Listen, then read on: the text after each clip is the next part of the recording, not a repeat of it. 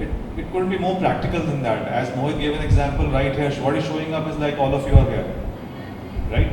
And all of you are here, you're participating in this conversation, you're getting, access to this insights right here in the face, right? Because you showed up. So similarly, we can pick up examples which I mentioned in the book also, like, you may be the best athlete in the world, but if you are sitting in the dressing room, how will the world know that you are the best athlete?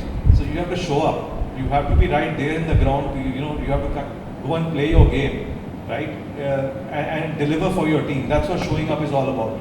Showing up could also be just waking up every morning and just starting your day. That's it. It could be as simple as that. Why do we have to struggle to start our day and drag ourselves to office?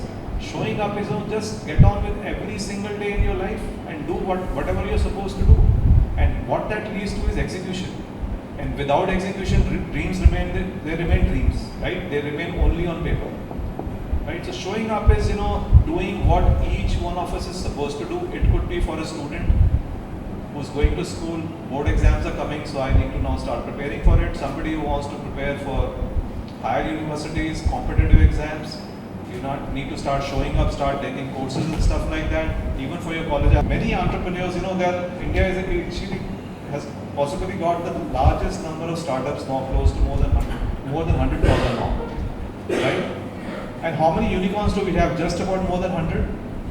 And unicorns are the one which everybody gets to know because everybody talks about it. But then 100,000 minus 100 are the other entrepreneurs which are struggling. And why these 100? Yeah, because they were also showing up. They were constantly reaching out with their pitches to various investors.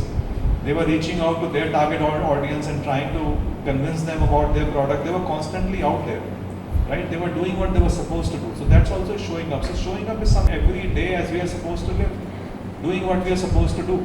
If we are not doing that, the wealth is not going to come into our lives.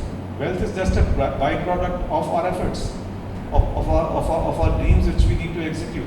So that is what is the gist of this. And Mike Tyson, they are very profound case studies for, I would say, the entire humanity.